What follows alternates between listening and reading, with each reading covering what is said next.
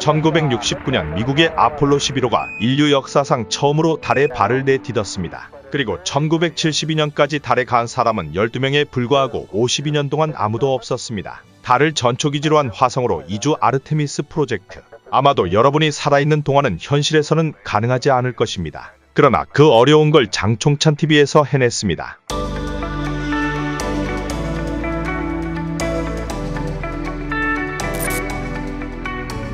오늘은 장총찬TV 화성 스튜디오에서 보내드리는 특집 방송입니다. 오늘의 주제는 한동훈 스타일입니다. 만 22살에 소년급제하고 그야말로 승승장구.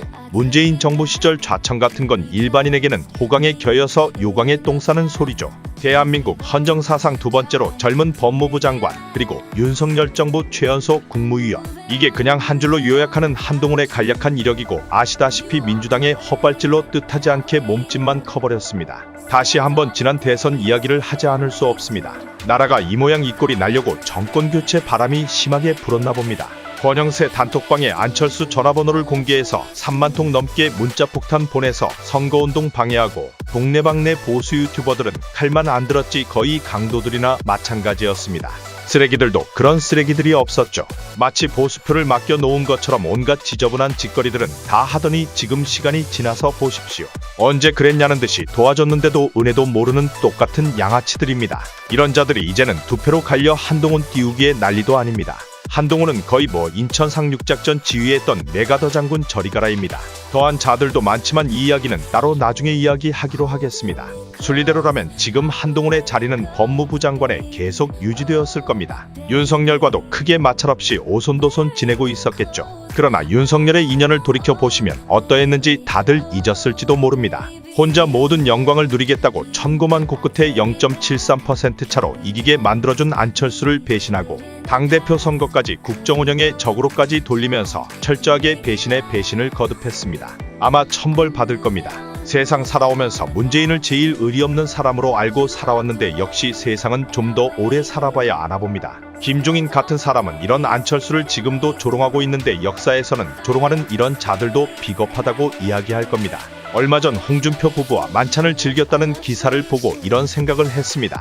윤석열이 정말 대한민국 대통령이라면, 아니 여러분이 대통령이라면 과연 홍준표 부부와 안철수 부부 중 누구를 먼저 초대를 해야 맞습니까? 김기현, 나경원도 초대하고 모두들 초대했는데 인간적으로 생각하면 답이 나오지 않습니까? 솔직히 안철수 부인 김미경 교수한테 미안한 감정이나 있나 모르겠습니다. 그것이 저는 가장 궁금합니다.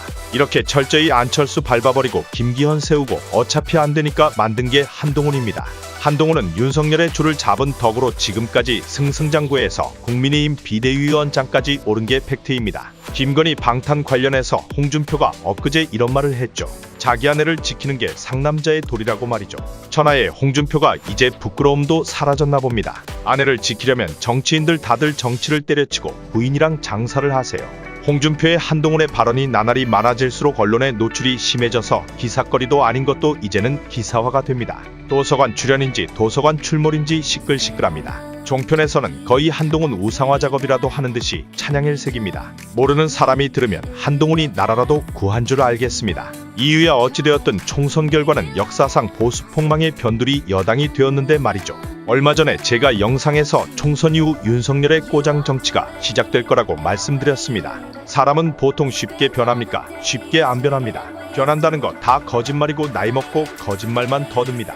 사람의 걸음걸이만 봐도 대충 그 사람의 성격과 품행을 알 수 있습니다. 저 사람은 나중에 다시 방송에서 설명하고 패스하겠습니다. 많은 사람들이 사람에 충성하지 않는 윤석열 이 말에 꽂힌 것 같은데 저는 이해할 수가 없습니다. 혹시 사람에 충성하는 건 아니에요? 저는 사람에 충성하지 않기 때문에 예. 제가 오늘도 이런 말씀을 드리는 겁니다. 저렇게 똑같이 초등학교 가서 물어보세요. 어떤 학생이 사람에 충성한다고 이야기합니까? 2년 동안 그래왔듯이 윤석열은 변함없을 것입니다. 국정 지지율 24% 나오자 이제 청계천을 걷는 여유도 생기고 얼굴에 웃음기도 많아졌습니다. 아마도 국민들은 화병만 더 늘었을 거라 생각됩니다. 저처럼 말이죠. 이재명과도 이러다가 이제 호용호제 할지도 모르겠습니다. 이런 사람들의 특징이 뒤끝이 장난 아니다는 것에 있습니다. 모르는 사람들은 덩치만 믿고 남자답다고 할지 모르지만 그건 살이지 남자다움이 아닙니다. 안철수에게 하는 걸 보고 의리가 없는 건 애당초 알아봤고, 아마도 한동훈은 지금 사태 파악이 안 된 모양입니다. 한동훈은 그야말로 누가 봐도 정치를 해서는 안 되는 스타일이죠. 예쁜 여학생 보라고 도서관에 앉아 책을 보는 것처럼 어떤 정치인이 저런 사진을 찍힙니까? 정말 일반인이 생각하면 유치하기 짝이 없는데 언론이나 유튜브에서는 지금도 보수의 정치 자산이라고 나옵니다. 불과 몇 개월짜리 낙하산 회장 비대위원장한테 이 정도 찬사라니 기가 막힙니다. 도대체 이건 팬덤 현상이 아니라 좀비 현상입니다. 보수가 미쳐 돌아가도 심하게 미쳐 돌아갑니다.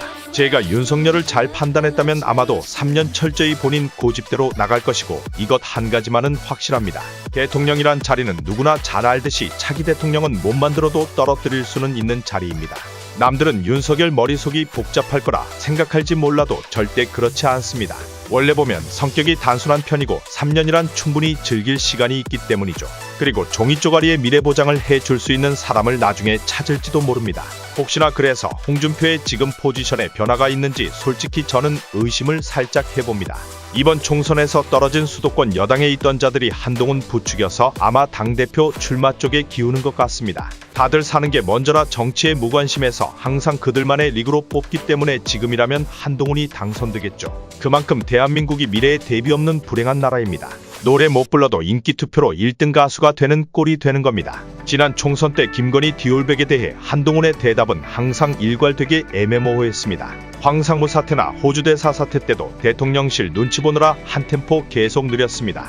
누가 뭐라 해도 총선 패배의 책임은 윤석열에게 있지만 한동훈 역시 무한 책임이 있는 건 상식입니다. 지금 대한민국이 자랑하는 의료가 무너지고 있는데 목소리를 내는 사람은 정치인들 중에 안철수뿐입니다.